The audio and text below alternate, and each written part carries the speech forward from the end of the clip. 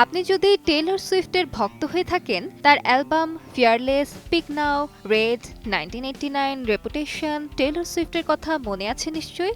এই অ্যালবামগুলো শুধু সুইফটের ক্যারিয়ারের সেরা মুহূর্ত নয়, লাখো ভক্তের আবেগের ঠিকানা। কিন্তু সেই গানগুলোর মালিক ছিলেন না টেলর নিজেই। 2019 সালে সঙ্গীত পরিচালক স্কুটার ব্রন কিনে নেন সুইফটের প্রযোজনা প্রতিষ্ঠান বিগ মেশিন রেকর্ডস। অবশেষে 6 বছরের আইনি লড়াই আর মানসিক যুদ্ধের পর এই পপ সুপারস্টার ফিরে পেলেন নিজের গানের মালিকানা। আরও স্পষ্ট করে বলতে হলে, নিজের প্রথম 6 অ্যালবামের মাস্টার রেকর্ডিং। মূল্য $360 মিলিয়ন, বাংলাদেশি মুদ্রায় প্রায় 7,434 কোটি টাকা। আপনার মনে প্রশ্ন আসতে পারে, মাস্টার রেকর্ডিং কি? মাস্টার রেকর্ডিং হলো একটি গানের মূল রেকর্ডকৃত সংস্করণ। যিনি গানটির মালিক, তিনিই নির্ধারণ করেন গানটি কোথায় কিভাবে ব্যবহৃত হবে। Streaming, CD, cinema, video game সবকিছুর নিয়ন্ত্রণ তার হাতেই থাকে।